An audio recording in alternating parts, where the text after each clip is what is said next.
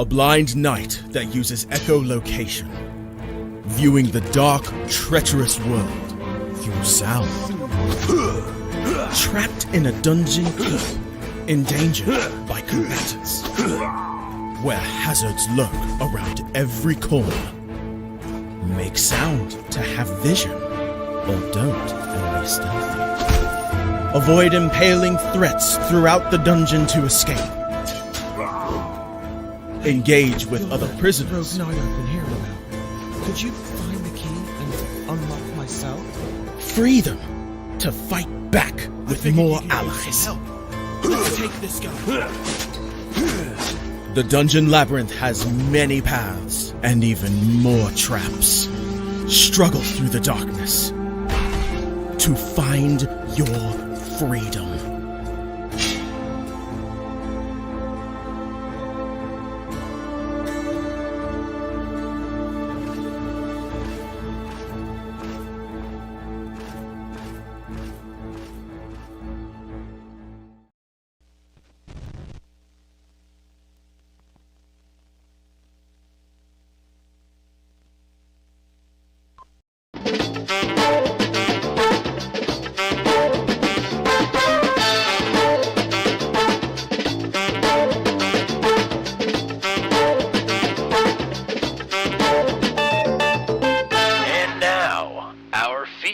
Presentation.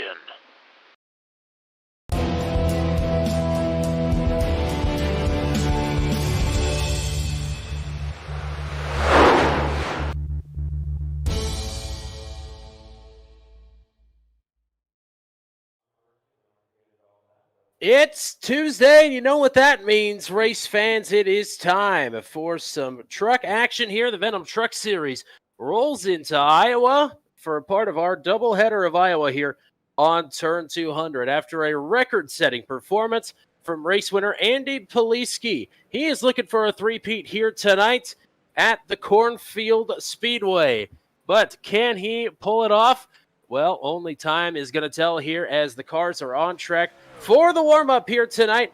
Getting ready for 165 laps at Iowa. The big on fresh, low on price, 165 is round number 12 of the 5th season for the Venom Truck Series. Just 5 races to go. We'll have them all for you here on Turn 200. It is the boys up in the booth. It's Tommy Cook. It is the leader of the Children of the Corn, Mr. Matt Williamson, punching the buttons for you here tonight. Are you ready for some racing action again in Iowa after we just wrapped things up last night? Well, it's early in the morning, Tommy. This is a sunrise race, and I got to tell you, I just woke up about 10 minutes ago. So I did my vocal exercises, and I got the Children of the Corn ready for this race here at Iowa. It should be a good one. It should be maybe a wild one too. We'll have to see. It was sort of a wild one here last season when the Venom Trucks came to Iowa. They ran 156 laps last season, so we added 9 more laps on. But last time we had 6 lead changes and 8 cautions for a total of 36 laps. This setup on these trucks, you and I have been watching all practice. It looks like a handful.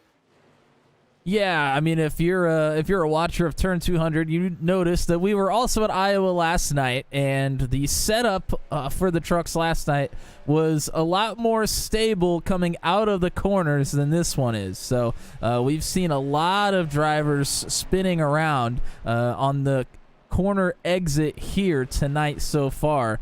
So it could be a much different challenge than it was last night.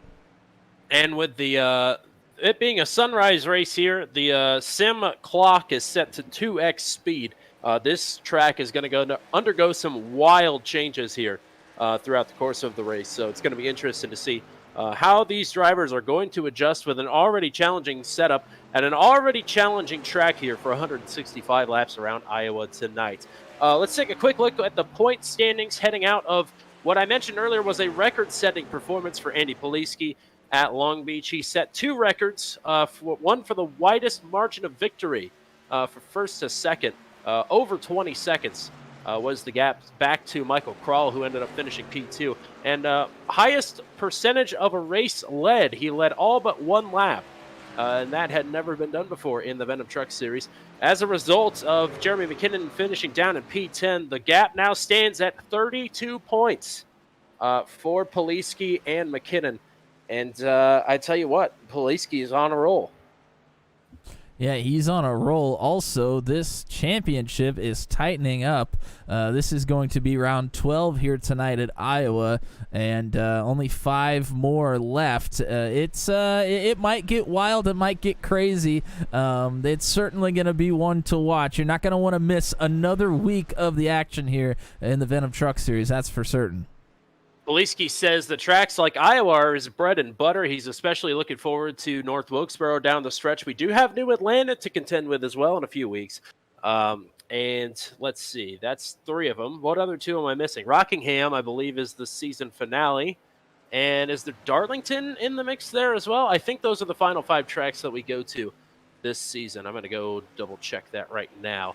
Yep, so next week we'll be at Atlanta, then it'll be followed up by North Wilkesboro, then Darlington, and then Rockingham. So some challenging tracks. Poliski says that they are some of his favorites outside of the New Atlanta.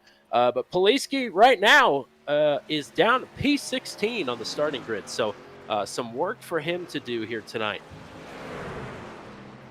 Yeah, a little bit of work. I mean, this track here, you really got to just be careful to not take any damage, especially on the initial start and possibly any restarts. Also, we saw some issues last night getting to pit lane as well.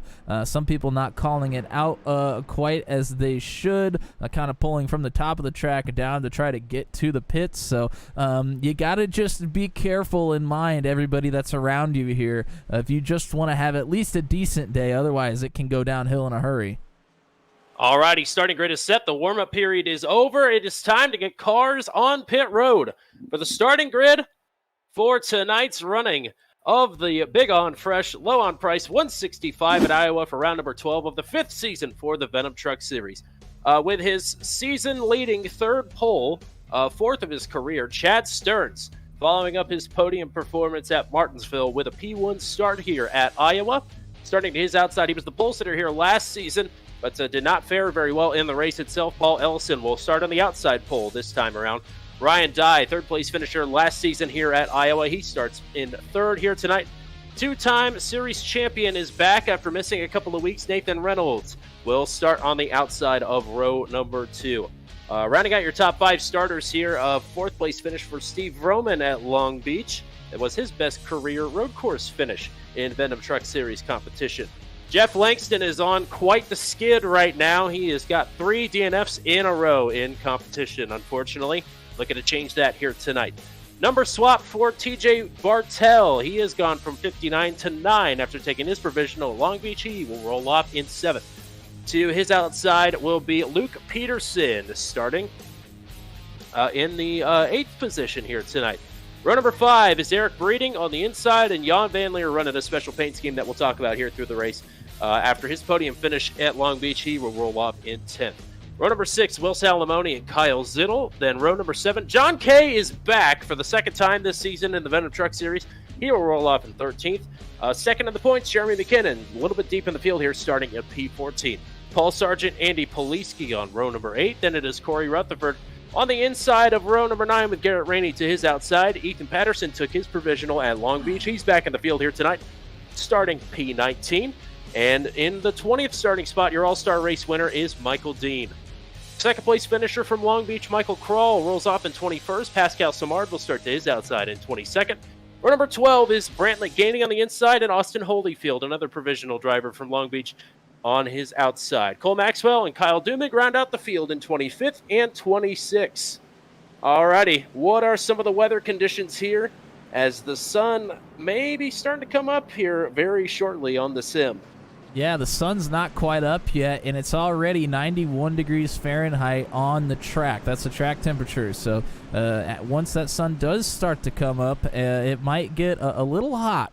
As far as fuel strategy goes, we're looking at around 80 to 85 laps for fuel. 85 if you're not shifting. We saw yesterday a lot of guys were shifting. This setup's a little different, so might not see that, but we're expecting a one-stopper here tonight.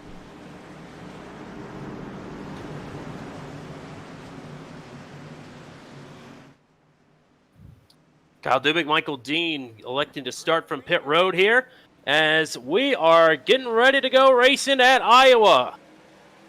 Chad Stearns, great start. Paul Ellison falls in line to the outside of Ryan Dye.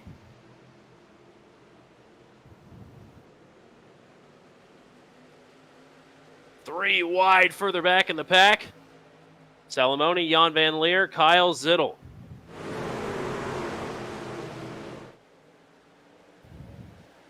But up front, Chad Stearns leads lap number 1.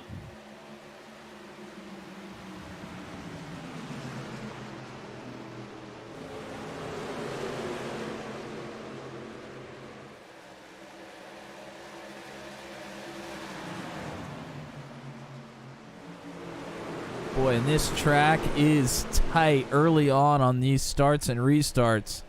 You can see they are just bunched up big time. Not a lot of room to go. Not a lot of room to pass either. So it's kind of hard if you do have some speed on the early run to just kind of sit where you are for a few laps until things kind of get sorted out. Jan Van Leer just made a move to go 3 wide up the middle into turn number 3, and it's going to pay off. He overtakes Luke Peterson to sneak into the top 10. A little bit further up, Steve Roman looking to make a pass underneath the 51 of Nathan Reynolds. He will complete that one. And Paul Ellison is looking to go underneath of Ryan Dye, who's peeking to the outside of the race leader. So a triple threat here for the top spot.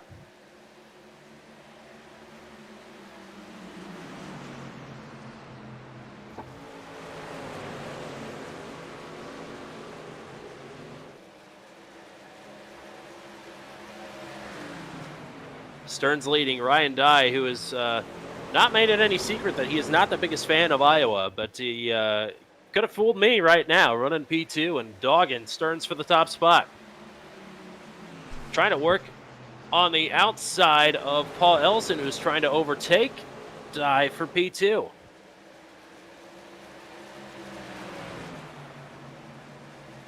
Yeah, I think to really use the outside to possibly pass, you're going to have to kind of let the tires wear in a little bit before you're able to do that. Of course, we're going to reference this a few times throughout the night. The difference from what we saw last night to today could be quite significant, as the setup is quite different. We saw last night it was really, really difficult to pass. I don't think it's going to be easy tonight, but it's just going to be a little bit of a different game. Paul Ellison's certainly hoping that it's going to be a little bit easier to make a pass here as he ducks to the inside of Chad Stearns. Not too far behind them, Jeff Langston just had to make a whale of a save off of turn number 4, and he did. Now up front, Paul Ellison has just nudged ahead of the former race leader, Chad Stearns, with Paul Ellison up to P1 here on lap number 8. So Ellison wasting no time to get to that top spot. A little bit farther back in the pack, Jeremy McKinnon working on the bottom of the track. He just passed Eric Breeding. Hasn't quite made it stick yet. John Kay working on the inside of Langston in front of them as well.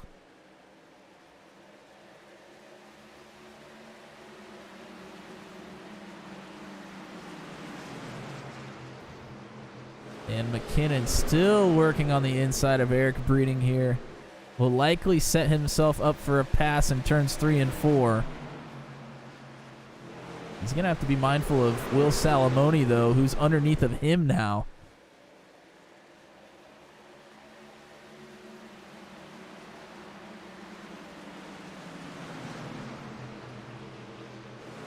Single file most of the way through the top 10 here. First battle is McKinnon and Breeding.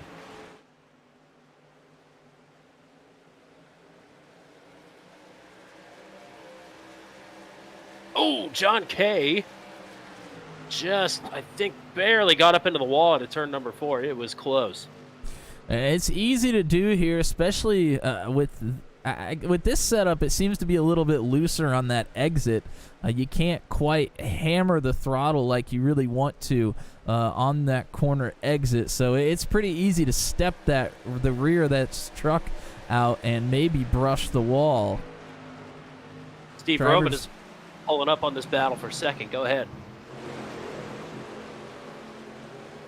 And Steve Roman he doesn't need a fantastic night here tonight, but he needs to probably have a podium here, which he is certainly familiar with, to put himself, or at least keep himself, in good position as this points championship is starting to sort of come to a close. We're about to get into the back third of this championship here. Yeah, at the conclusion of this race, we'll only have 4 more races on the season. And Steve Roman in third right now in the championship, and Poliski has been pulling away. Poliski right now is up 4 spots, but still outside of the top 10 here as we work lap number 15. Roman is taking a peek here to the inside of Ryan Dye, maybe just running different lines there through 1 and 2. But he has been pulling up to the tailgate of the number 15. Zittel, John Kay, and Jeff Langston were nearly 3 wide. Whoa, Langston and Zittel are tight. Zittel narrowly escapes brushing the wall there. Nice piece of driving from the 53. And Langston, I think, is having a tough time with the rear tires on that truck. He has been a little bit sideways out of turn number 4 quite often. And now Zittel shuts the door on that bottom line, and McKinnon is to this group now as well. This is a 4-truck battle for 7th. And John Kay underneath of Zittel now. John Kay made 1 start earlier this season. It was in Michigan. He brought out the final caution, but then rallied to get a top 10 after the madness on the last lap there. So after we've got him back for the last couple of Truck 200 races, but this is his first Venom Truck Series start since round number 2 of the championship this season. And Poliski's worked his way in front of Breeding. He slammed the door on him out of 2 there.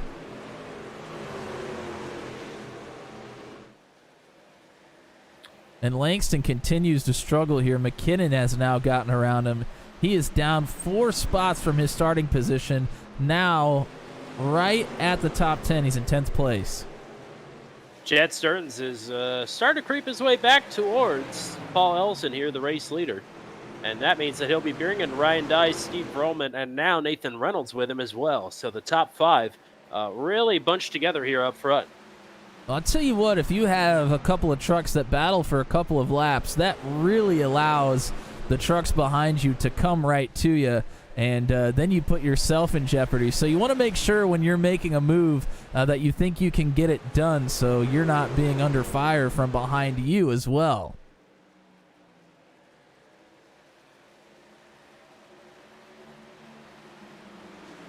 That last time by Paul Ellison was quicker, but only by a couple of hundredths. So Chad Stearns hanging right with him.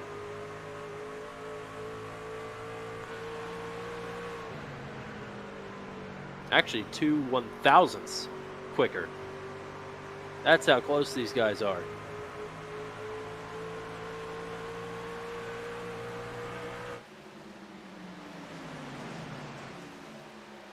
We're going to go back to this group. This is a battle for 7th that we've been watching, and it's tightened up even more. It's a 5-truck battle now. And John Kay is nearly pushing Zittel down the backstretch here. We have 3 trucks working high, 2 working low. Bumper to bumper. This is what we expect here on a short track. Ethan Patterson has been on and off pit road.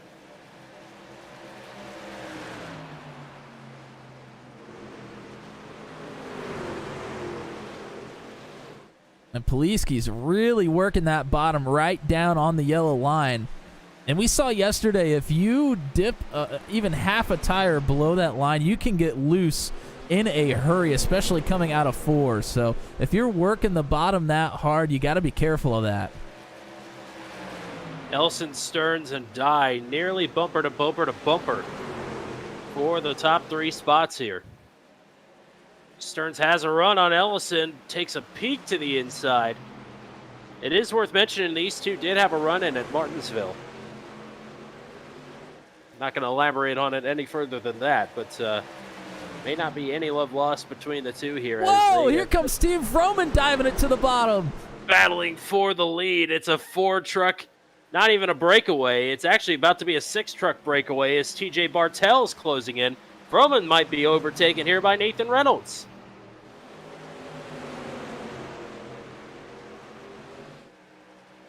Stearns looking back to the inside of Ellison again.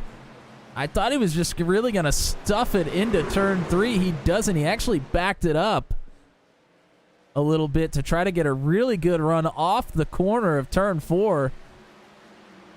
Oh, man, and Ryan Dye sending it to the outside.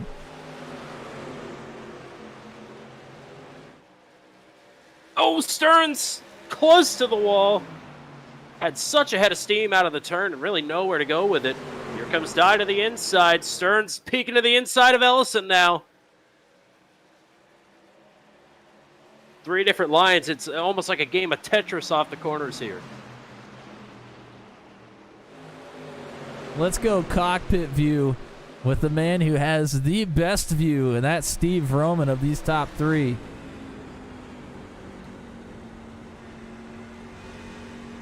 Ellison all the way up top. Stearns rolling the middle. Diamond it off the bottom. And he, again, is going to take just a whiff right underneath. This time, they may be door-to-door off of turn number 2. Stearns swings it down to the bottom. He's still got the run off the corner. Noses ahead down the back straightaway. He does the same thing here in 3 and 4. He is going to clear Paul Ellison. Ellison with a run off the top side. Isn't done fighting yet, though. Pulls right up to the tailgate, but decides to fall in line. Oh, Nathan Reynolds barely clear in front of Vroman. He's going to take the 4th spot here.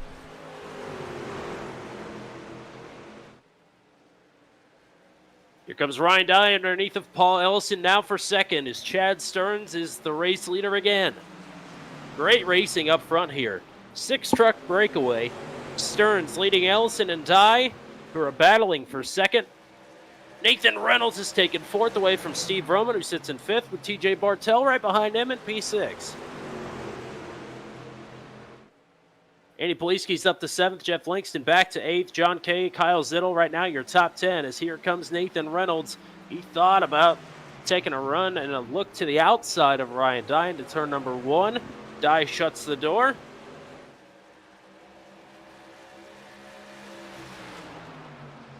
Dye now again back to the bottom, looking underneath of Ellison for 2nd. I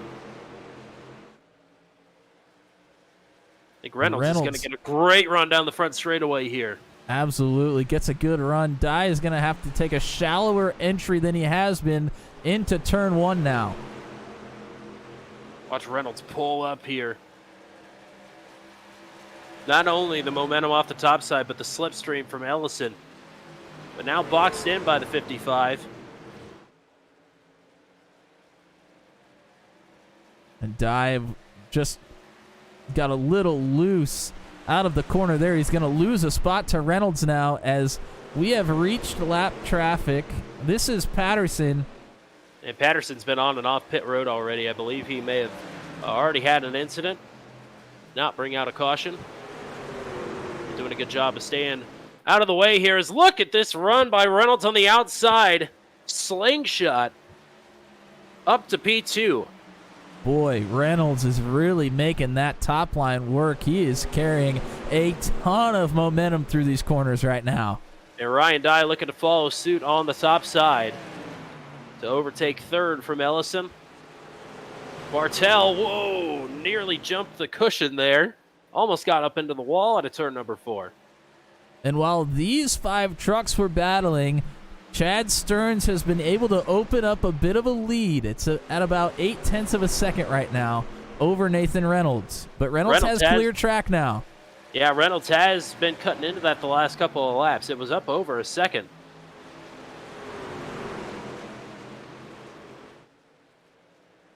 We'll see this time. This may be our best indication of how things are going to shake out, as I believe Ellison is going to drop 2 more spots here. Yeah, Reynolds picked up 1/10.5, or rather half a tenth that last time by. And Ellison has gone from, it's gone from a little bit bad to worse. He's all the way back to 6th. The good news is Andy Poliski in 7th is a 1.5 seconds behind him, so he has a little time to breathe and regroup and maybe take a shot at some of these drivers here as they start to battle with each other. Stearns and Reynolds sort of held serve there. Nearly identical lap times, 6/1000ths of a second quicker was Reynolds that last time by. And Jeremy McKinnon a little bit farther back. He has finally cracked into the top 10. Stearns was the faster of the two this last time.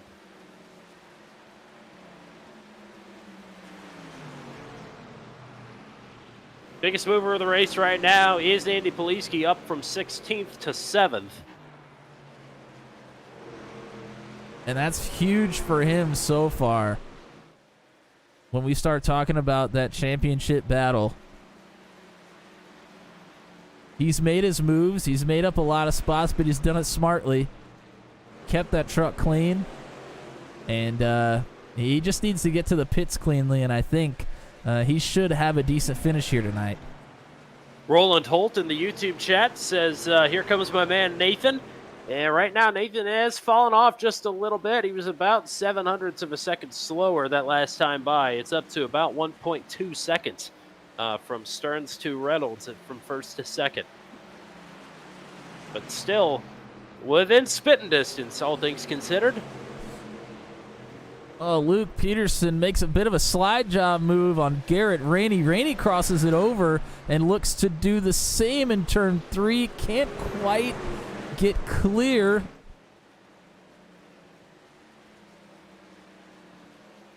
And Rutherford is hounding Jeremy McKinnon for that top 10 spot as well.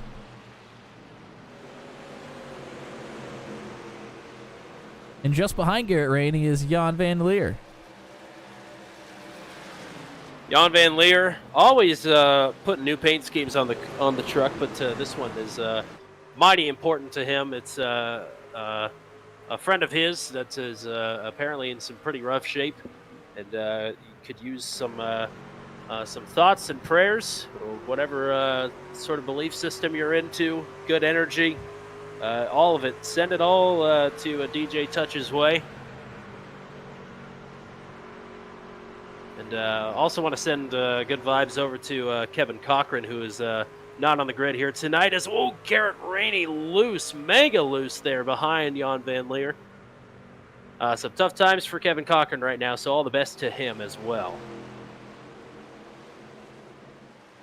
And just in front of this group that Jan Van Leer is a part of, somebody got really, really loose and was all the way down to the apron of the track. I think it was Langston. Langston has had some troubles. Would not surprise me.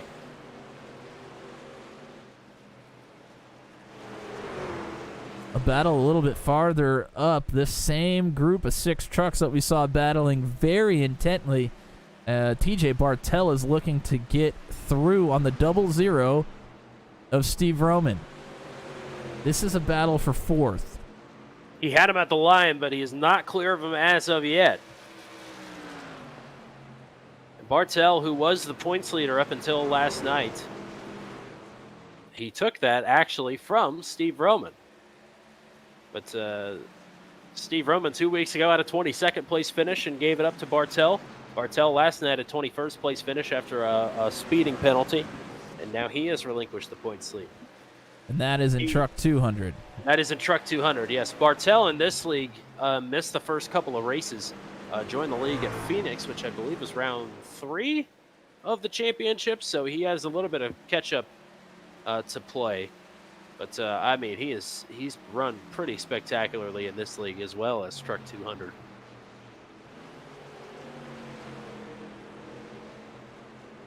And Paul Ellison is still sliding. Andy Poliski has gotten by him into 6th now, and John Kay is right underneath him as well. So Ellison is really, really struggling. I don't know if it's tire issue, if he's burned him up that quickly, or if he had some sort of contact that we didn't see. I'm not 100% certain, but I am certain that he is dropping.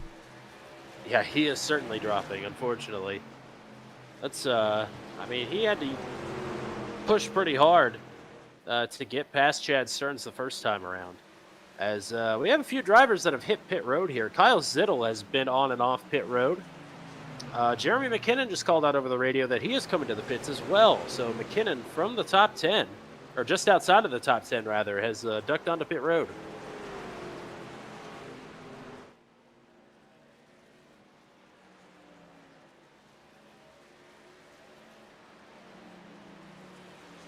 Nathan Reynolds, we called back a little while ago that he was about 8/10 back from the leader.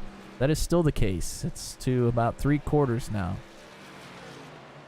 Yeah, it was 8/10, then it was up to 1.1 and 1.2 seconds, and now Reynolds is starting to close the gap back up. Stearns has been incredibly good this season at long run speed. So it didn't shock me when he gave up the lead early, because he always flourishes on a late run. And, in fact, it surprised me that he took back the lead when he did. It seemed like it was too early. At least compared to what usually happens, where he comes to life in the last 10 laps of the race. We have quite a few drivers that are electing to do a 2-stop strategy here. Maybe thinking that there might be a caution at some point, too. I don't know. But Jeremy McKinnon was in, as you mentioned. Ethan Patterson was in as well. And Kyle Zittel. McKinnon not too far behind the leaders here, and he is putting up he just put up his personal best lap of the session. Well, the sun's finally started to come up. You can see quite a bit of sunshine. Not quite hitting the track yet. I'd like to take a look at weather. Track temperature is still the same, 91 degrees Fahrenheit. 91 degrees. Just imagine when the sun does start hitting the track. That mother is going to skyrocket. Well, we are just over a third of the way through this thing, and it hasn't hit it quite yet. So if it doesn't start coming up pretty quickly, they might catch a break here, but we'll have to see. Paul Sargent is on pit road. And Ethan Patterson has some extended service going on, I believe. So more repairs likely on that 81 truck.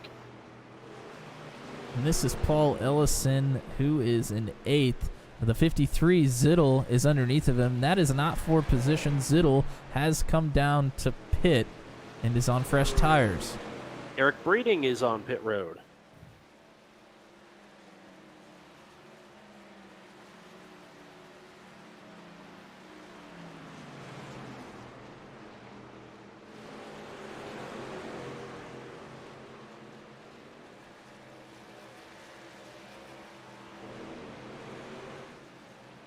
There's a rather large battle happening just into the top 10. This is for the 10th spot. Michael Krall, who we really haven't talked about all night, he started way in the back. He's up 9 spots here, up to 12th. He is behind Rutherford and Jan Van Leer, who are battling for that 10th spot.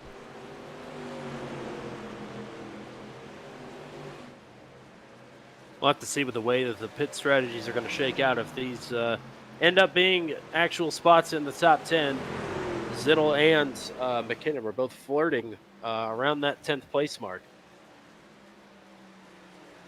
But you never really know what's going to prevail. Undercut, overcut, late race caution. Yeah. That was tight. You know, a caution at any point, really. Definitely not out of the question.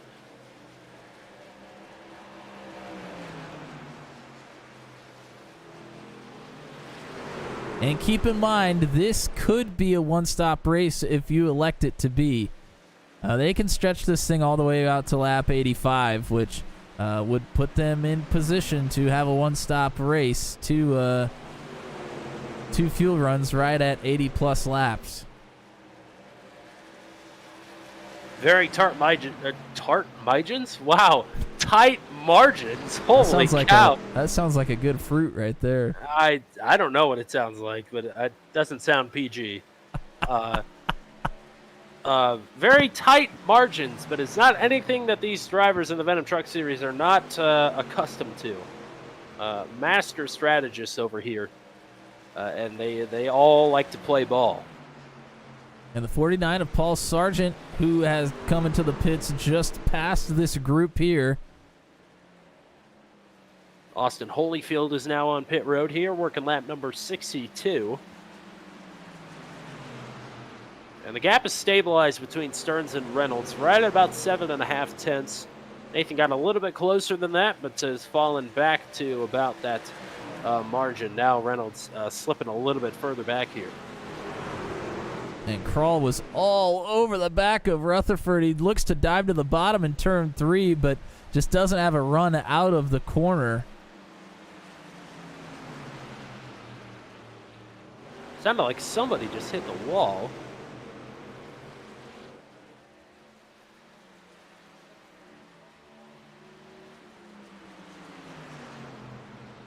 Corey Rutherford is coming to pit road.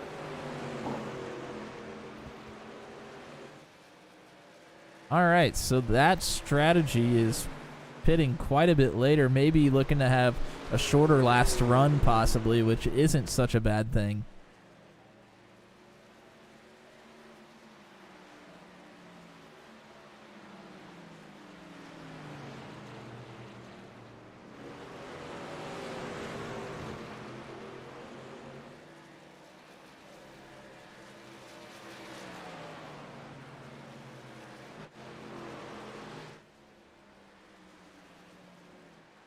First battle on the track, really. Well, actually, we might have one for third brewing, but it's not there yet. Dye and Bartel. Really, the first battle on the track is between Michael Krall and Luke Peterson for 11th. As Rutherford has been on and off pit road. And really, once you get outside the top 10, everybody is kind of together. All the way from 10th to about 16th. Michael Dean. They're all fairly close. Brandon Gainey is looking underneath of Pascal Simard for the 13th spot.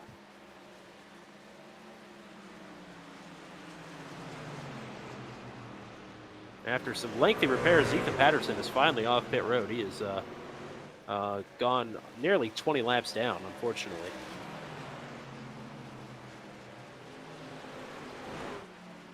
John Kay and Steve Vroman. This is a battle for 6th.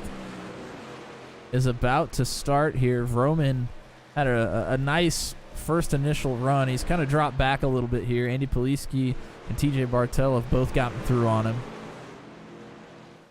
in the last 25, 30 laps or so. Now, John Kay has a huge run. Vroman must have gotten loose out of that corner. And Kay will look to the bottom of the 00 out of turn 2. Vroman fight back. Yeah, he's not clear. Here comes Paul Sargent behind him on Freshies. Oh, what a slide job. Kay comes over the radio and says that he overcooked it into the turn and apologizes for the slider. Steve says no problem. But John Kay is racking them and stacking them. Up from 13th to 6th, plus 7 for him, plus 11 now for Andy Poliski, who rides in 5th.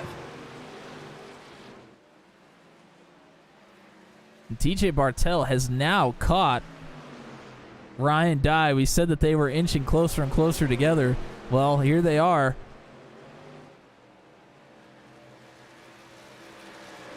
We're not all that far away from pit stops, though, so if Bartel can't make an easy pass, may think about just riding behind Ryan Dye to not lose any more time than necessary from the leaders.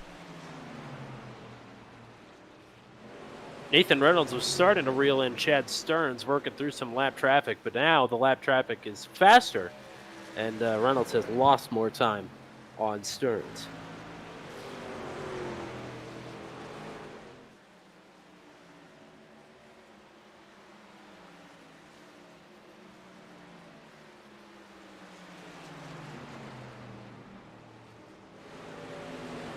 And the sun is starting to hit parts of the track. Track temp has gone up 2 degrees, I believe. It's up to 93.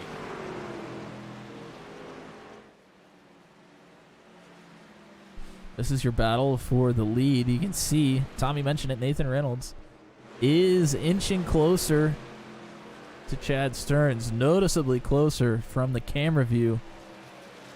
That's about 2/10 that he's gained here.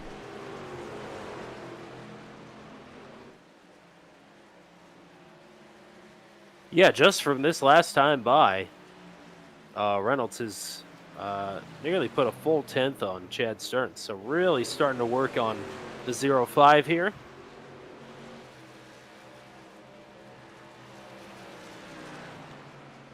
Part of that might be the track is starting to change. Not only the tires have fallen completely off at this point, but that sun is coming up. The track's starting to change here on these drivers. Another 0.5. And side-by-side battle in lap traffic ahead of them. And last night we saw lap traffic played a pretty, I wouldn't say crucial, incredibly crucial, but it definitely played a factor. We saw a couple of pick moves from some of our leaders. Whoa, Reynolds loose, nearly ran it up into the wall off a 4. Reynolds did end up losing some time that last time by. Jeff Langston is down pit road.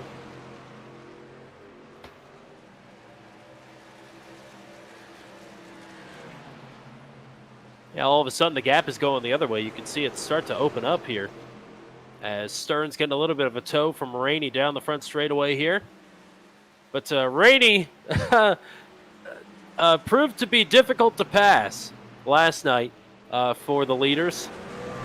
That's not a complaint or a dig or anything. It's just Rainey was, once the leaders got to him, they could not get around him. Well, it was just difficult in general to pass last night. Yes. It's difficult to pass here tonight as well, but not quite as difficult. It seemed like we had side-by-side battles for about 4 or 5 laps at some points last night, and that just allowed a lot of people to, whoa, is Langston on fresh tires underneath of Reynolds. I don't think Reynolds expected him to come up that quickly on him. I don't think Jeff Langston expected Jeff Langston to come up that quick on him. Langston looks like a rocket ship right now compared to our leaders who are on 80-lap old tires now. Gonna blow the doors off him here. Yeah, pit window is open now, or will be open in a couple of laps for a one-stop race. Working lap number 80. Reynolds has now gotten around Rainey. Top 13 trucks have yet to hit pit road. It's Stearns, Reynolds, Dye, Bartel, Poliski, K. Vroman, Jan Van Leer, Gainey, Krall, Peterson, Ellison, Dean, and Maxwell. Yeah, speaking of Rainey. Garrett Rainey. Yep. And Pascal Samard have just hit pit road.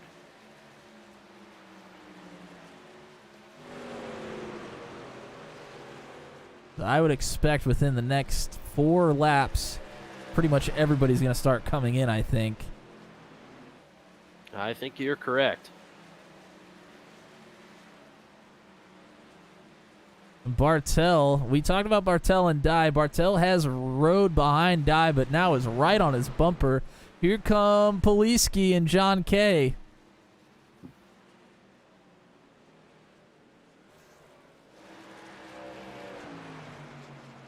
And Bartel did get around Ryan Dye, but Ryan Dye is coming down pit road, so maybe just let him go because he knew he needed to get to the pits here on this lap. So Ryan Dye into pit road. If you have somebody right behind you, getting to pit road can be tough. So probably a smart decision from Ryan Dye there.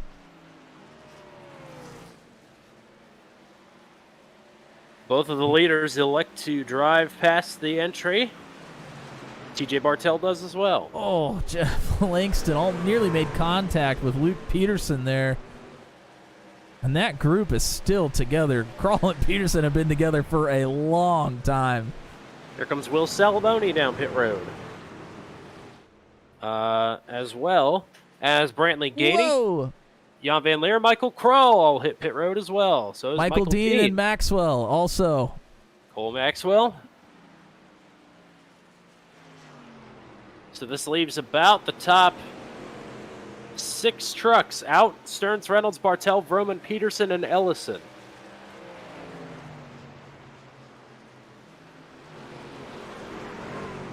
Here comes Chad Stearns. Here comes Reynolds. Bartell stays going to take out. the lead. He'll pick up a couple of bonus points here. Roman seeming to slow down. No, he's going to keep going.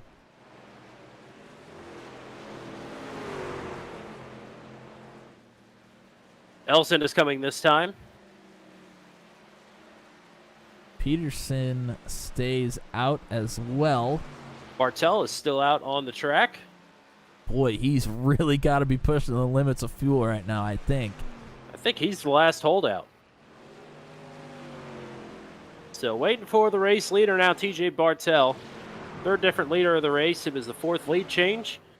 A reminder that we had 8 cautions here last season, and we are caution-free so far. Everybody knock on wood that it stays that way. Here comes Bartell to pit road. That makes everybody. Peterson came down right in front of him as well. If you're hanging out with us here in the chat, over the halfway mark of this race, let us know. Thanks to Roland Holt for hanging out with us here. After his night didn't go the way that he had planned last night in Truck 200. Appreciate you coming out and supporting Nathan Reynolds and hanging out with us here for the Venom Truck Series. For the classic big on fresh, low on price 165 at Iowa here on the Sunrise race. So this is going to put Jeremy McKinnon in the lead. However, whoa, and Michael Dean inserts himself underneath. Ooh! That was close. And Jeremy McKinnon, we believe, is going to be on a 2-stop strategy. He came in pretty early. Woo! Whoa! The contact between cow. Dean and Sargent. Yeah, And here comes Stearns right up on Jeremy McKinnon. Yeah, McKinnon pit very early in this pit cycle. Oh, and McKinnon's trying to fight him off. He decides better of it. McKinnon pit 40 laps ago. He pit on lap 49. Oh, and they're close behind him, Maxwell and Nathan Reynolds. Boy, this is a cluster right here. It's all happening. Just when we thought the action slowed down a little bit, it picks right back up. And Ryan Dye on pit stops has made up a lot of time on the leaders. He is right behind Nathan Reynolds. Yes, he has. Meanwhile, TJ Bartell, who was right behind Ryan Dye, has fallen way off. Not sure what happened on his pit entry, but he is 7 seconds behind the battle for the lead here. Well, he Garrett Rainey up into the wall. Oh, man.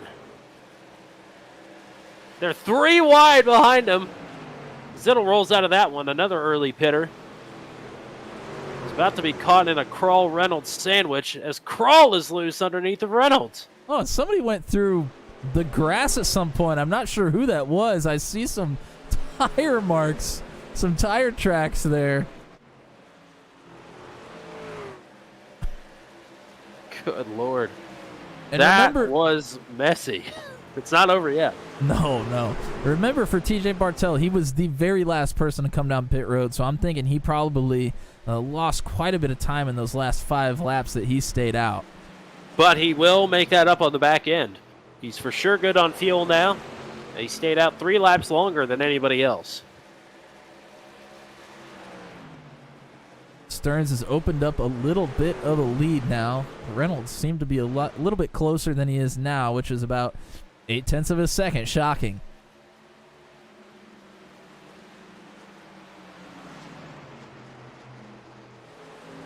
sun's been out on the track for quite a while now. Let's look at the conditions. Still only a couple of degrees warmer, though. That's surprising. Currently at 93. Yes, I'm surprised as well. I thought it would jump up to over 100 pretty quickly. Seems like it's a little cloudy, though, although the sun is definitely getting through, especially down the front straightaway. That seems to be opening up just a little bit.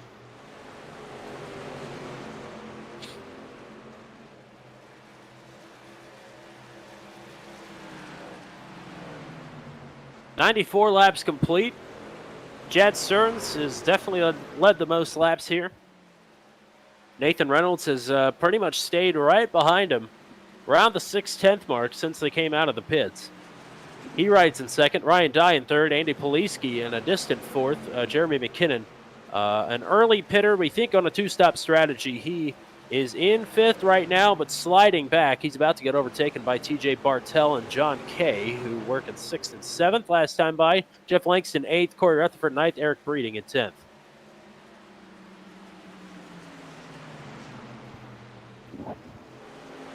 Well, just as we called, Nathan Reynolds was a little bit farther back. He's pulled up pretty close to Stearns now, just about 3 truck lengths behind. But you got to wonder how much tire he is using up that Stearns might not be.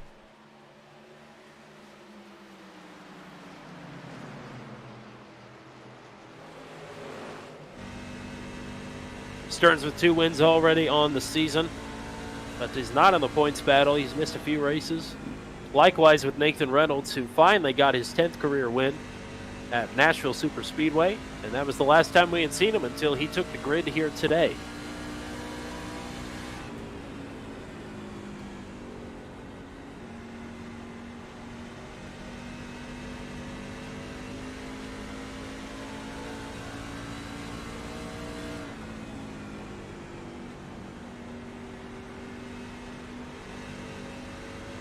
We're on board with Nathan Reynolds. You can see he's using the lanes a couple lanes up from the bottom of the track pretty consistently, while Stearns going a little bit farther down. Reynolds farther down now here in 1 and 2.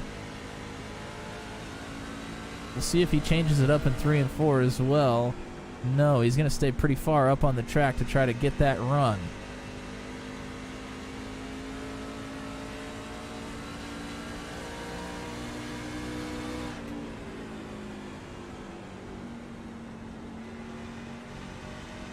Michael Dean in front of the race leader here.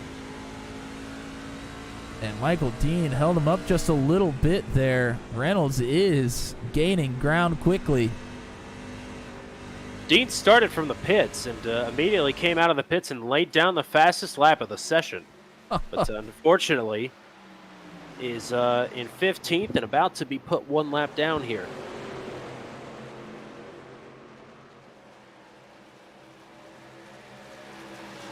Well, if Reynolds makes quick work of him, this might work out in his favor. The good news for Dean, though, is if the caution were to come out, he is in the lucky dog position currently. Oh! Wow! Dean right back to the bottom underneath of Stearns. Not done fighting.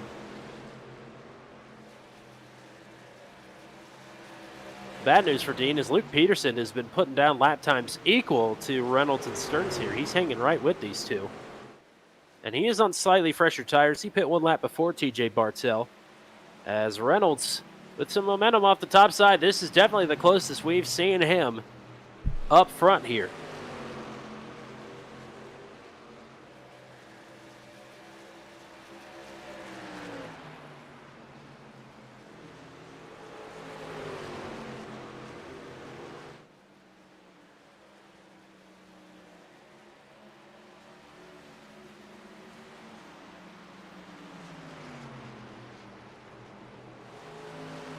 And Roland Holt earlier gave Nathan Reynolds props for not spinning out on pit road.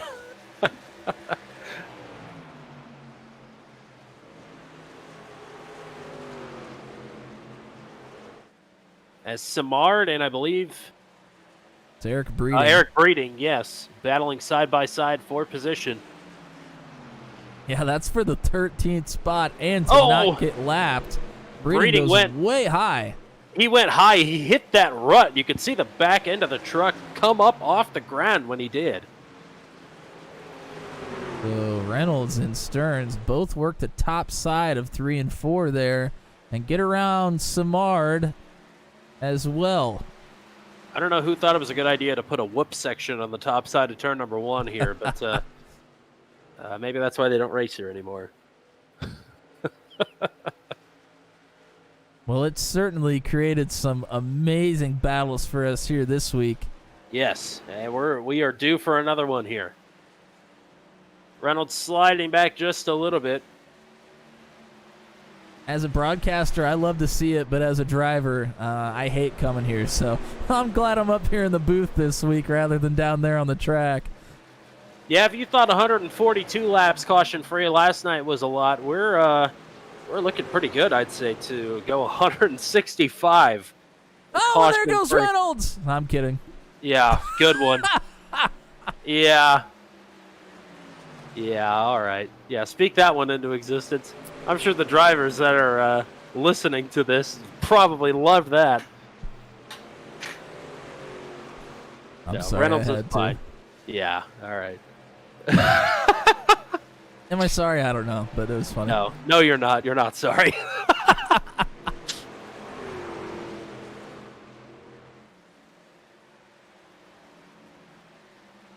Starts moving to the bottom. The bottom worked for a couple of drivers last night.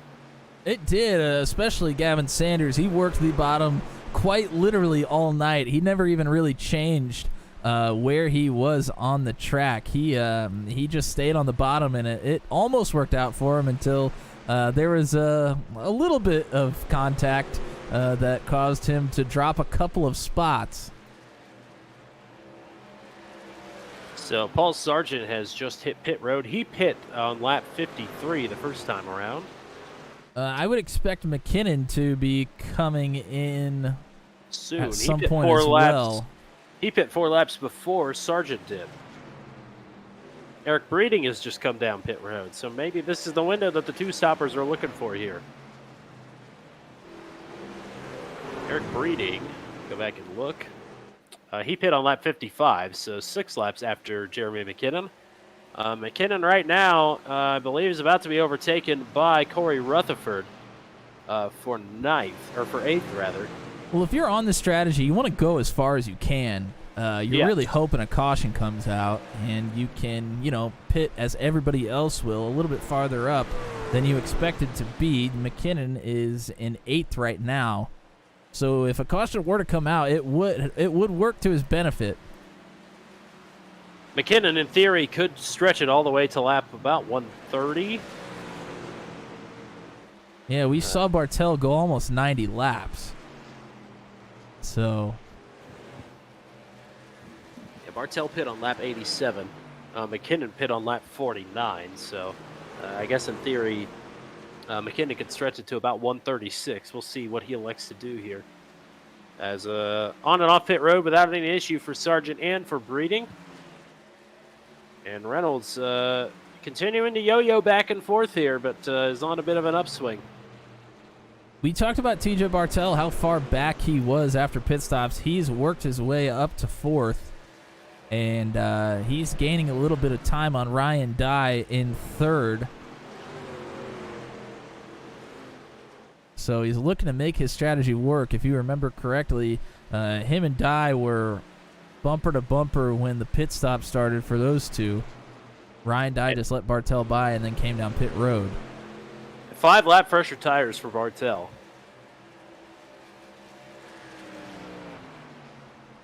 He's gained about a 10th and a half this last lap, although he does have a little bit of lap traffic in front of him now.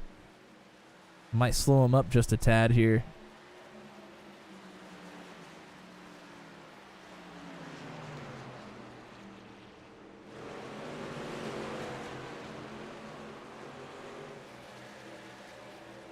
And continue to check on the weather.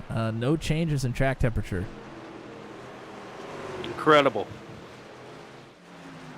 Don't Breaking news, the sun doesn't work anymore.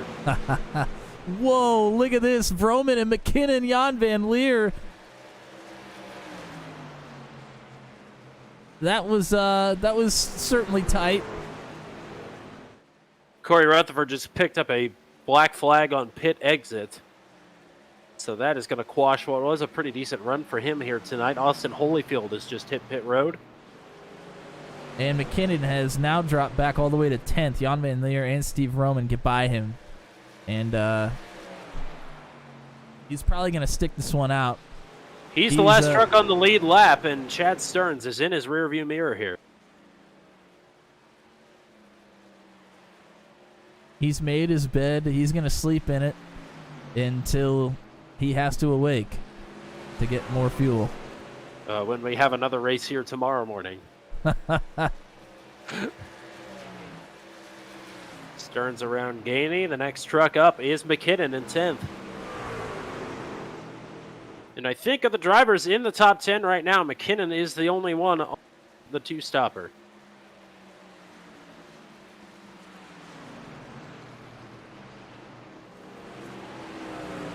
Corey Rutherford has served his black flag. He is back getting ready to enter the track. And McKinnon has some speed. He could hold these up. He could hold these two up for a little bit, possibly. He's going to go way down. This is going to be a shallow entry for the 12. Yeah, I think just trying to stay out of the way here.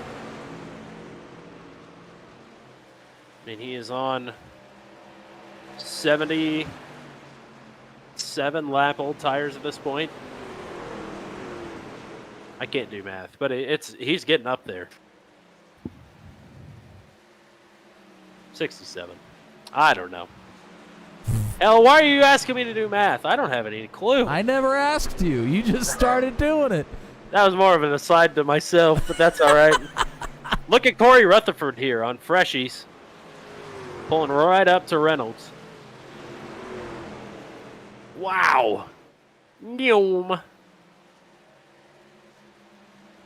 Hot Wheels beat that. Unfortunately, with the penalty, Rutherford is now back to 2 laps down. Actually, no, he is back to 3 laps down. 3 or 4, yeah. Yeah, he was 4. Now back to 4, 3. now 3, correct, yes. That's my math right there. Here comes McKinnon to pit road. Now I'll try and do the math. He can make it. That's what I know. I think you're right. He went 76 laps, so I was close.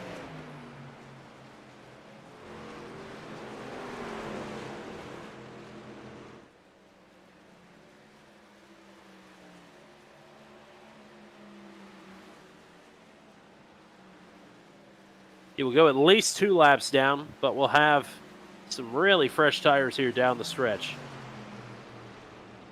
As Reynolds is starting to wear out Stearns here. Going back a couple of spots here.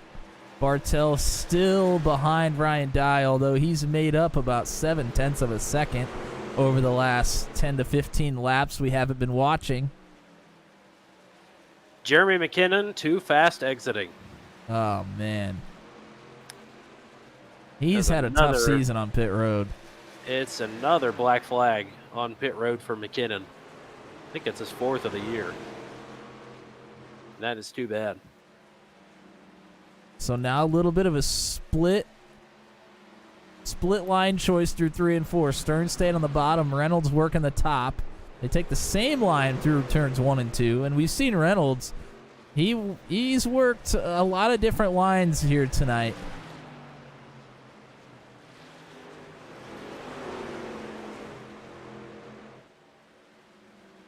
Jan Van Leer and Steve Roman ahead of the race leaders here.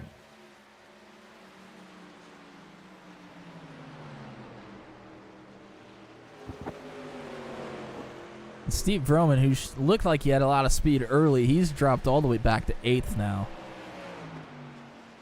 And somebody else who's dropped back along the way, Paul Ellison, he's back in 16th. Oof. I'm still not quite sure what happened to him, but he has had a rough night ever since about lap 30 or 40 here tonight. He led 4 laps here last season after grabbing the pole. and took the outside pole this season and led a few more laps than that, but is going to come away with a similar result. McKinnon has served his time and is looking to rejoin the track here as Reynolds. Whoa. Wow! Could have boom bang powed right into the tailgate of the 05 there. Flinky in the chat says he thinks that the truck with 4 wheels will win. That's some sturdy math right there, if you ask me. No guarantee that any of these trucks are going to come back with 4 tires. Especially up front here. They are working these trucks hard. They look a little bit snug now after they looked completely out of control in practice earlier. And Flinky, wish that you were with us here tonight, hoping that the practice laps at Knoxville, Tennessee, that is the newly constructed track, have paid off. As Reynolds thought he was going to look to the inside here. I think he might be trying to push Stearns into a mistake. He hasn't really attempted to make a pass. McKinnon is back up to 3 laps down now. Stearns opens the door. It's gotten heavily congested here in a hurry for the leaders. There's one thing I know about right now. It's heavy congestion. I can tell you, partner, this is exactly what that is. Van Leer and Vrooman battling inside of the top 10 for position. They are absolutely entitled to space on the track here. It is Stearns and Reynolds' responsibility to navigate around them here, and they cannot do so as of right now. Nathan Reynolds, or rather Ryan Dye, and TJ Bartel. Oh boy, Dye and Bartel are slowly reeling these two in, but they're still over 5 seconds out. As Jan Van Leer, after a little slip of the rear tires there, elects to roll out of it, give the spots up on the track to Stearns and Reynolds. Steve Vrooman still ahead of the race leaders here.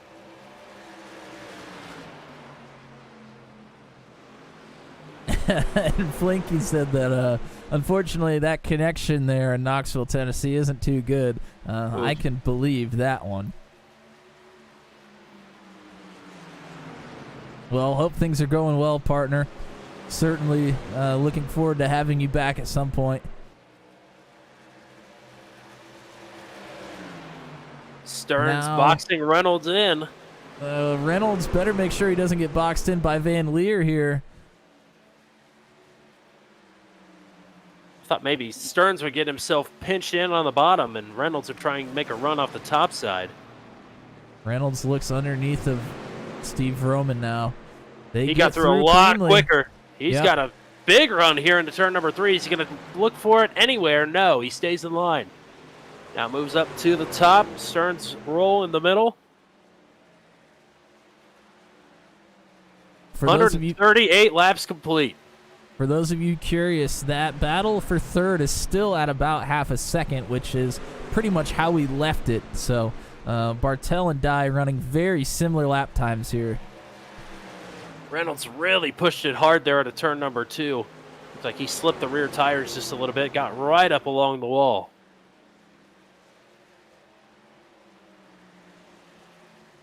Oh, and we have breaking news here on turn 200. Flinky Roberts hoping to be back next week at the newly constructed Atlanta. All right. Glad to hear it. And if there's anybody that knows about newly constructed Atlanta, it's us. It's the two of us. We went to the inaugural race at the new configuration. Ooh, just behind the battle for the lead here, which is about to heat up. I'll get back to that in a second. Reynolds underneath of Stearns. This is the best look that he's had in a while. A little hitch in his giddy up there on the bottom through 1 and 2. Stearns with a good run off the top side. 05 hangs on for now. What I was about to say was that Brantley Gainey fed Steve Vrooman a slider right behind the leaders here, and that is for position. Gainey has made his way through lap traffic right with the leaders. And has picked off Steve Vrooman. Vrooman went from Whoa. 4th to 8th, and now has been passed by Jan Van Leer and Brantley Gainey, so back to 10th now. Not sure what happened to Reynolds there. I think he was a little bit higher than he wanted to be there in 2.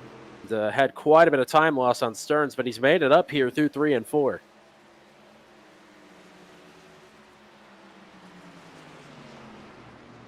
Am I crazy, or is 142 laps gone by a heck of a lot quicker here tonight than it did last night, even though they were all green flag laps all the way through? Yeah, so we literally just crossed the 1 hour mark. I feel like the race last night did go a little bit longer than an hour. Seemed like about an hour and a half, maybe an hour and 20 minutes, but nonetheless. Here goes Here Reynolds we are. again.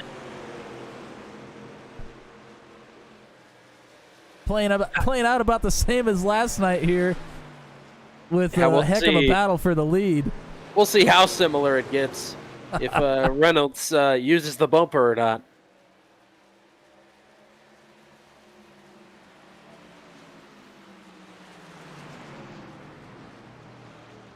Reynolds going from the middle, maybe looking to cut underneath. Nope, not this time.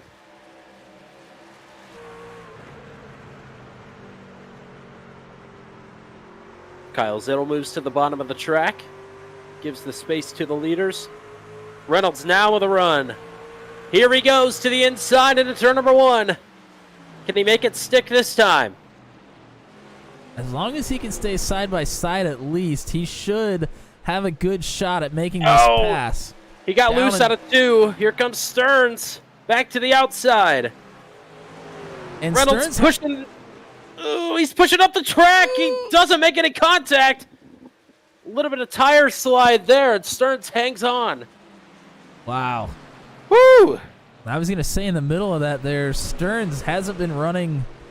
They kind of switched their lines there. Reynolds has been running higher than Stearns, and Reynolds tried to make a move on the inside. So they were running the lines that they have not been running previously all race long. I don't think that was Reynolds trying to crowd Stearns to the corner. I think he missed his apex and just pushed up the track. Well, at this point in the race, yeah, at this point in the run, that is highly likely. it's highly likely, and I think the next time it happens, if it happens again, I don't think he's going to roll out of it. The contact may just happen. Reynolds again looking to the outside. Man, Stearns he- in front of the door, crosses him over down the front straightaway. Reynolds just creates such big runs off of turn 4.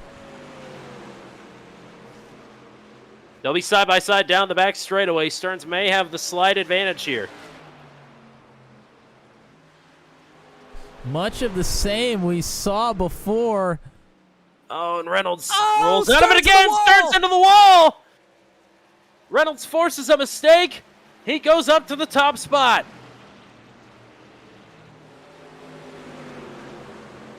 And The Reynolds first lap led for Reynolds. has been right on Stearns' bumper this entire time. I feel like possibly with a clean track, he's going to be able to extend a little bit of a lead here. And now with possibly some damage to the side of that 05 truck. We'll just have to see how that affects the handling for Chad Stearns. It's behind these two, Bartel and Ryan Dyer still running in close proximity. That's been cut down to about 0.2.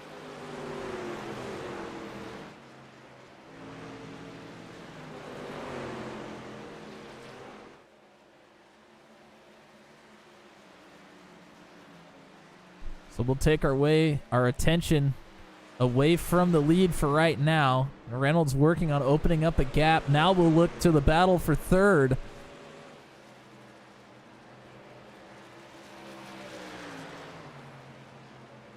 And we've said it a couple times. We'll say it again to remind you, Bartel came to the pits much later than Ryan Dye, about at least 5 laps, if not a little bit longer, I think. I think it was exactly 5 laps. But that is that's nothing to scoff at.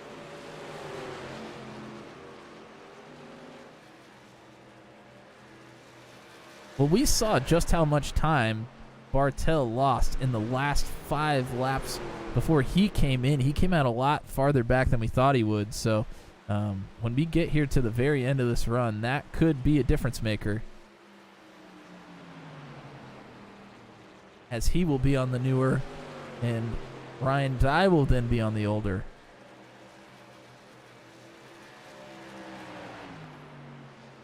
So I'm not sure what the prevailing factor is here for Chad Stearns, whether the tires have finally given up on him or if the damage has caused him to fall back. But he is now outside of a second behind Nathan Reynolds, who is pulling away.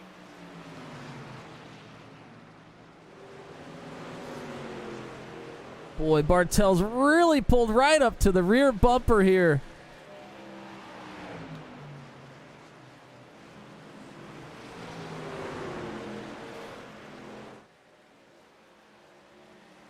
Whoa, he's loose out of 4. He went down to the apron. He Wow. saves it. What a save. 10 to go.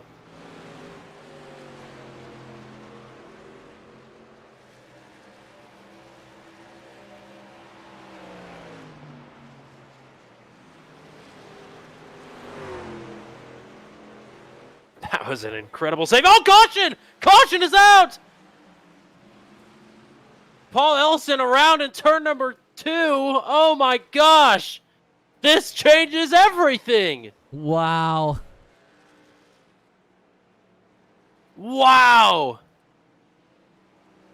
Paul Ellison battling with Pascal Simard, and that brings out our first caution in over 300 laps of racing action across the last 2 nights here at Iowa. But wow! Wow, wow, wow. All right, we're going to try to take a look at a replay. Ellison enters on the top, turns 1 and 2. It looks like he comes down the track a little bit. Maybe expects Simard to stay down a little bit lower. Simard was looking to arc that corner, and they had 3 trucks right behind them. Ellison does a pretty good job of trying to save this, but he's going to come down the track into the 30 of Austin Holyfield.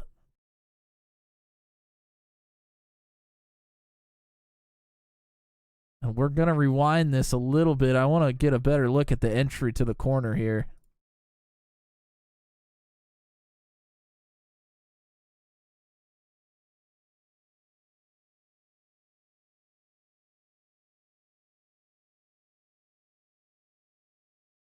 And this has kind of been the 2 lines all night, about 3 lanes up and about 2 lanes up. And Simard does come up the track just a little bit, but certainly a racing incident. Just barely gets Ellison in the left rear.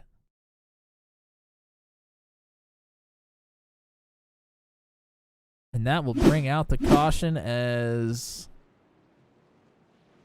What's going on in pit stops here, Tommy? Chad Stearns just beat Nathan Reynolds off of pit road.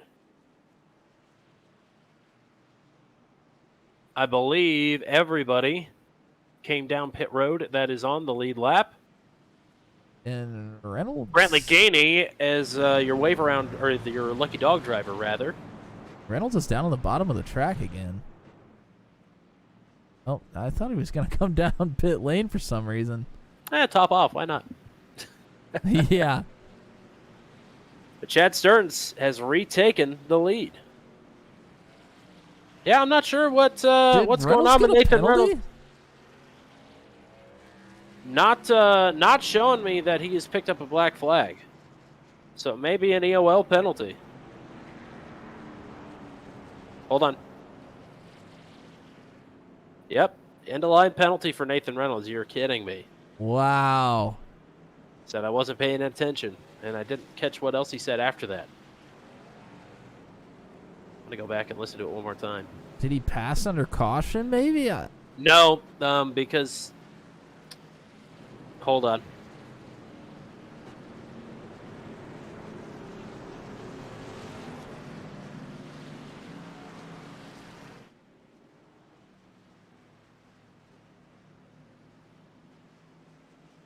Yeah, I'm not 100% sure.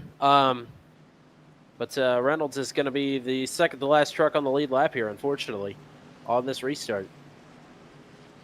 No, it was not a passing under yellow penalty because Andy Poliski and TJ Bartell both picked up those flags by accident because they were scored behind Paul Ellison on the track, and Ellison had not gotten back into position yet. So, but they got those cleared because of the circumstances. So it was not a passing under yellow for Nathan Reynolds. But he is even going behind some of the lap trucks here. Wow. Well, that's that just sucks. I don't know what else to say. That definitely does suck. Only less than 10 laps away from victory.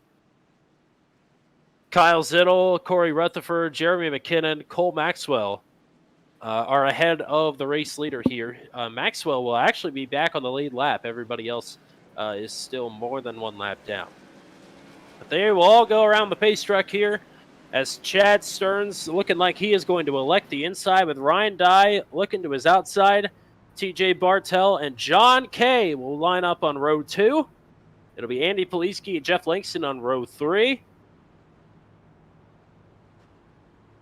And then from there on back, until you get to Nathan Reynolds, it's all lap trucks. Nathan Reynolds, Brantley Gainey, Cole Maxwell, the other 3 trucks on the lead lap, but they are mired back in lap traffic. What a turn of events here late in the going. Will Chad Stearns, the dominant driver, overcome the late race pass for the lead? Or will Ryan Dye sniff the front and take a win for his own? To the restart zone. Green flag is out. Great start for Stearns.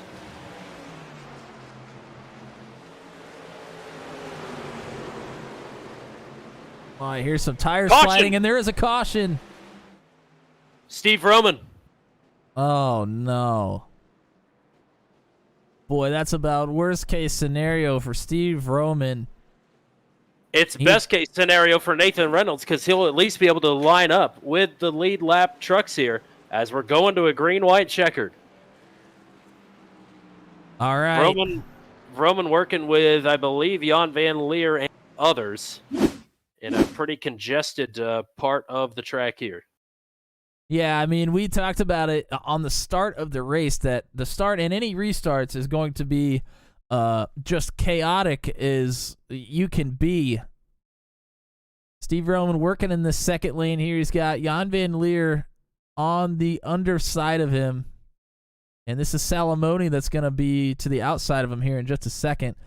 Boy, he pinches down a lot. Jan Van Leer kind of went under the yellow line and gets just a tad loose. Comes up the track. And Vroman's going to take a couple of big shots. We'll go one more time, full speed.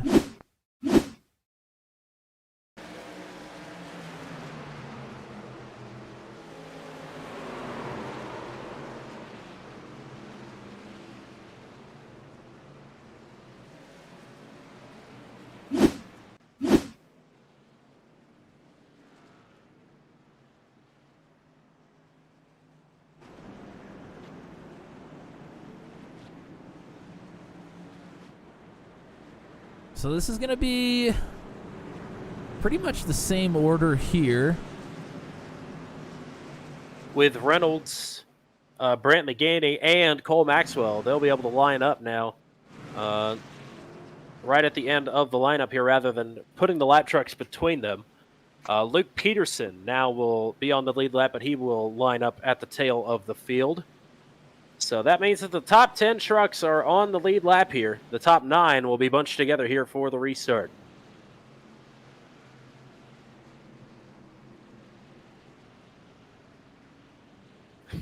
Boy, and just when we talked about how many green flag laps we've gotten over the course of two days here at Iowa, we've spoken too soon. Yes. Some NSFW chatter over the radio. Just know that it is interesting. It's a good thing. Well, I guess this is work for us, isn't it? I was going to say Yeah. It's a good thing we're not at work, but this kind of is for us. I definitely don't feel safe, if that's what you're asking.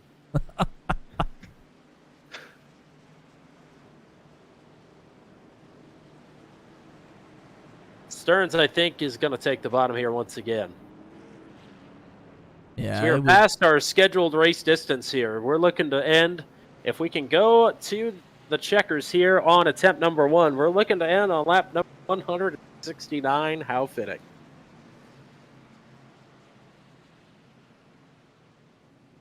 It's certainly been a big on fresh, low on price, and high on drama stages at Iowa. What is going on with Nathan Reynolds? What is Nathan Reynolds doing? I Yeah, thought he was no going to hit the idea. wall there for a second. I wonder if he tabbed out.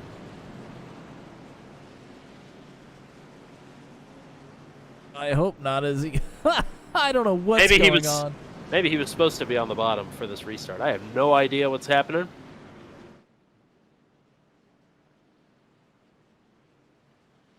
And we're not going green And the yet. pace truck did not pull off. All right, so we're not going to end on 169. 170. Could be extended on 169 though. We'll take the green on 169.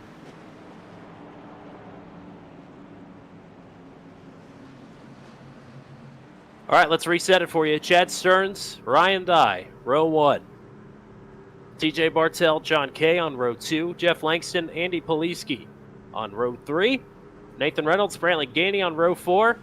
Row 5 will be Cole Maxwell and Jan Van Leer, who is 1 lap down. Luke Peterson is in the 10th position. After getting the lucky dog, he is at the tail of the field. Stearns, the dominator of this race, took the lead back over on this last pit under caution and doesn't want to give it up again. Green-white checker number 1, another good restart for Stearns. Bartell back to the bottom, underneath of Dye. Stearns looking to scoot away. Oh, Langston looking to take it 3 wide on the backstretch here. I would be surprised if it works. It's worked so far. Langston! Oh, God, Langston's around! White flag. White flag is out. Stearns by half a second. Bartell looking to get around Ryan Dye for second. Neither of them making up time on the 0-5. Ryan Dye stuffs it down into 3. Chad Stearns to the line. Checkers around. Reynolds wrecking behind, but Chad Stearns win number 3 on the season.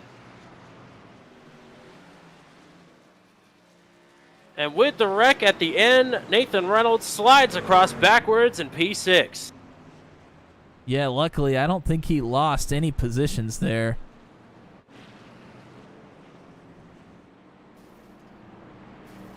He did lose 1. He lost 1 to John Kay. Actually, he lost 2. Actually, Well, it was a dead heat between him and Cole Maxwell at the line. But Reynolds picks off Maxwell. But up front, Chad Stearns. Wow.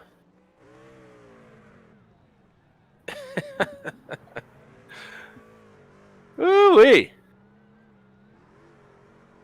Wow, we thought that was going to end with a 2-truck battle, and it got wild there at the end. But Chad Stearns is going to burn it down.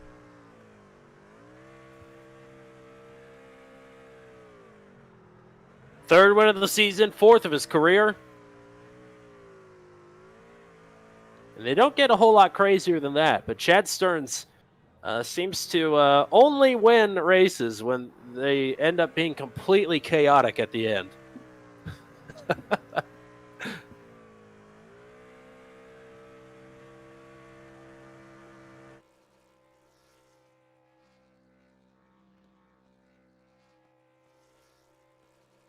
As he's lighting them up here, let's give you the full finishing order. For tonight's running of the Big on Fresh, Low on Price 165, Chad Stearns. Celebrating his third win of the season, fourth of his career, Ryan Dye will finish it up in second. TJ Bartell, another podium for him here. He finishes P3. Andy Poliski in fourth. John Kay is back in style with a P5 finish. Nathan Reynolds hangs on for sixth, despite crossing the line backwards. Cole Maxwell then, I believe the best finish of the season for Cole Maxwell. In fact, it is. So a P7 run for Maxwell here tonight. Great job for him. Eighth place finish for Brantley Gainey. So a good top 10 for the 22 here tonight. Luke Peterson, a ninth place finish. It's another top 10 for Luke Peterson, his third of the season. Jeff Langston then is the first truck that will finish one lap down. In the 10th position, as I'm not sure who we lost out of the leaders, but we had 10 trucks on the lead lap. Oh, Steve Vroman? Yeah, Vroman was on the lead lap. He ended up going a lap down after the incident. Yeah, so Steve Vroman finishes down in P13. Between Langston and Vroman, you have Jan Van Leer, in 11th, Michael Dean in 12th. Michael Krall will hang on for a 14th place finish. Pascal Samard finishes 15th, and Will Salamone down in P16. Eric Breeding in 17th. Jeremy McKinnon got a couple of laps back there at the end, but couldn't manage much more than an 18th place finish. A disappointing run for him here tonight, as well as Paul Elson, starting on the outside pole, finishes in 19th. Corey Rutherford down in P20. Garrett Rainey 21st. Paul Sargent 22nd. Kyle Zinnel 23rd. Austin Holyfield 24th. And DNFs for Ethan Patterson and Kyle Dumick tonight in 25th and 26th. Alrighty, let's go ahead and bring up the third place finisher. It is another podium finish for the driver out of the now number 9 truck, TJ Bartell. Welcome back to Booth 200. And how are you feeling after a wild finish to the Iowa swing here? Pretty lucky to come home third. Would have had fourth if it wasn't for that caution and the 51 getting a speeding penalty. But overall, good. Good to have a nice top 3 finish. Absolutely. You and Ryan battling there for much of the later stages of the race. Did you think that you were going to get him before the caution came out? Well, about 30 laps before the caution came out, I said, yeah, he's mine.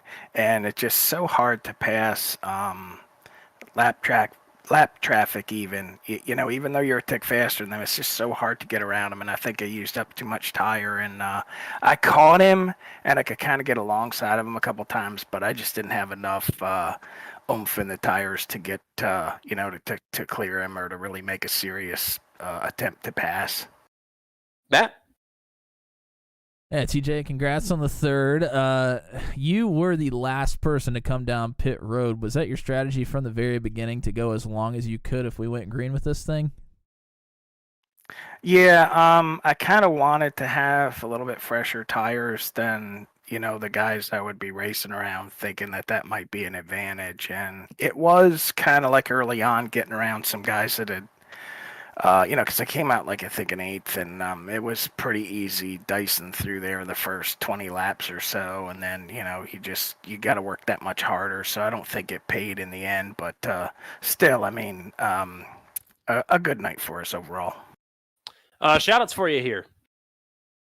Yeah, I'd like to thank you guys up in the booth. You always do an awesome job. I always love going back and watching them.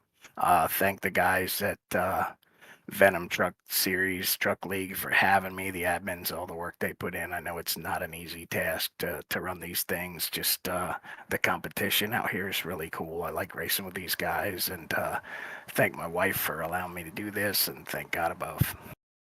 All righty, your second podium of the season here with the Venom Trucks, and on a roll of late, so keep up the good work, and we'll be talking to you again soon. Thanks, guys. Really appreciate it. All righty. A P2 finish. It feels like it's been a while since we've had this gentleman up in Booth 200, but it's a very welcome back for Ryan Dye, who runs away with a P2 finish here tonight after a wild conclusion to this one. You were looking to finish on the podium anyway, but a late race caution. Are you thinking that you have a chance for Chad Stearns when you line it up there on the green-white checkered? No. Why not? I suck at restarts. It is my Achilles heel every time. So I even got so far as on that last one, I started in first. Just Oh. hoping and praying. Still didn't work. Well, tell me about the rest of your race, though, because you were you said you're not the best at Iowa and you don't like Iowa, but man, you seemed like you were on it, like the whole race. I, I don't like loose setups, and this setup was pretty loose when it was dark outside. Then as the sun came up, which is really weird to say in the first place, when the sun came up, it felt like the truck got tighter, and that plays more into my wheelhouse. So I still hate this track with every fiber of my being. But I would gladly take a V2. I just tried to stay consistent, and then at the end, before the cautions came out, I was just trying to guess where TJ was gonna go and try to block it. There you go, Matt. You talked about the restarts. Is there anything you learned on the first one? You mentioned that you tried to start in first on the second one. Was there anything else that you learned that you were going to try, or did you not really have much of a chance before the caution came out to really see how that one was going to play out?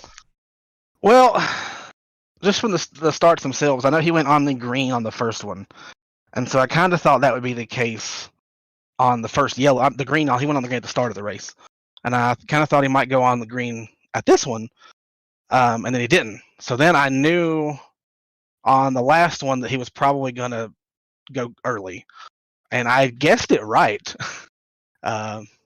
We went at roughly the same time. I'm just terrible. Once he got out in front of me, it's too hard to pass at this place, even with 2 laps. So and plus he was just, him and Nathan were the 2 best trucks all day, and I hated that Nathan sped on pit road there and cost himself a win. But I will pick up his spot gladly. I'm sure, partner. Shout outs for you here tonight. Shout out to you guys always for being great. Shout out to Tommy for making me almost choke to death this morning at work. Shout out to my teammates, Nathan, Ziddle, and Eric, and just this league, man. Well, I feel like both this league and Truck 200 just really, really good and competitive leagues. So I'm pretty happy. Definitely agree on the competition. I mean, 2 cautions across 2 nights of racing at Iowa is pretty spectacular. And be careful what you're grabbing for here after the race. But go party hard after a P2 finish here tonight. It's great to have you back up here in the booth. Thanks, guys. See y'all next week. All righty. 3rd win of the season, and came to a dramatic conclusion, but Chad Stearns always gets it done amidst the chaos. Welcome back to the booth. How are you feeling after that one? Feeling good. Feeling a little lucky. Well, talk me through racing with Nathan for such a long time. Did you think if you were able to stay ahead of him that you could have fended him off, or did you ever think that you could rally back after he got past you? No, after he got past me, it was pretty much a done deal. I tried to hold him off as long as I could, but I've raced with Nathan a lot, so I know how fast he is. Tried to hold him off, ended up burning a little bit too much tire, so I just, I was prolonging the inevitable pretty much. Did you think your truck handled better in the before the sunrise or after the sunrise? I thought it handled better after. Oh, that's interesting. That's not what I would have guessed. But nevertheless, Matt, what do you got for a race winner here? Well, first of all, congratulations. And I want to talk about the first run. You got the lead. You started on the pole. You were in the lead for a while, then dropped back to second, and you were able to actually get to the lead pretty quickly after that. How was that first run, and was it something different that you learned to try to get back to the lead there? What happened with that? Honestly, I knew how early it was, so I didn't want to get caught up in, a little 1-2 battle and burn up my tires. So I just dropped back for a minute and kind of got in a rhythm. And then whenever I felt like I could push it a little bit more, then I started pushing it, and it worked out for the most part. All righty, shout-outs for you here tonight. I'd just like to thank Ziddle Inc. Racing, Venom Truck Series, and as always, you guys for broadcasting. Appreciate it. Absolutely. 3rd win of the season, 4th of your career. Man, you are on a roll. this season. No doubt we'll be talking to you again down the stretch. So congrats again on the big win here. Thanks, man. Appreciate it. All righty, partner. Iowa is done and dusted. I don't want to give away too much for Truck 200 Season 2, but Iowa will not be back for a while. But we've had a lot of it here. We have had a lot of it.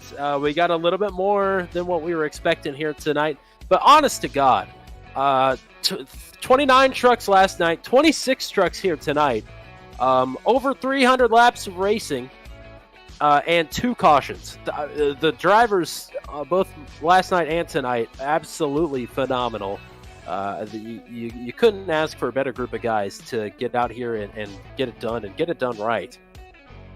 Yeah, I mean, just certainly unbelievable talent levels here that we have for these 2 series. Of course, a lot of shared drivers between those, so we appreciate a lot of the Venom Truck Series folks that come out and race for Truck 200, but we enjoy having you guys. 100%, you make the league better for sure. So, personally, coming into this week, you and I were worried that we were going to have 2 pretty caution-heavy races, yes. And it couldn't have been more different. So, a very pleasant surprise. Absolutely. Anything else you want to say to wrap up our little Iowa swing here as the sun is up finally in full force around the speedway here? Well, now that all the grogginess is out of my eyes and out of my voice from waking up early this morning, I just want to thank, as always, the folks that watch our broadcasts and are subscribed to the channel. Also, as always, that we have been plugging the last few weeks. We are starting to do some shorts and some long-form, real-life NASCAR racing content, some reviews and different news articles, things like that. So if you're interested in that, I know a lot of you have subscribed already, but if you haven't checked those out yet, that would be awesome. All righty. Thank you for that. Thank you, as always, for the hard work that you put in here to the channel, and appreciate you punching all the buttons here tonight and making everything look good. The next time we will be in action here on Turn 200 with some stream action will be next Monday night for Truck 200. It'll be 200 miles at Chicagoland. That is going to be a blast. Definitely going to want to be a part of that. Also, for next Tuesday night, we will be debuting the Venom Truck Series at the New Atlanta for the Layton River Memorial 155. It's 100 laps around the 1.5-mile super speedway. Some drivers feeling a bit nervous about that, and some drivers feeling pretty good, I'm sure, about their chances next Tuesday night. It's going to be a wild one. You're going to want to be here for it, and the best way to do that is to scroll down and hit that little subscribe button, and you will be caught up on everything that we've got for you here on Turn 200, both in live and in the regular traditional upload format. So keep your eyes peeled for things we got coming down the pipeline. And until we meet again here, for everybody with the Venom Truck Series, for Mr. Matt Williamson, I've been Tommy Cook. So long from Iowa Speedway, where Chad Stearns picks up win number 4 of his career, the 3rd win on the season for the 05. Have a good night, everybody.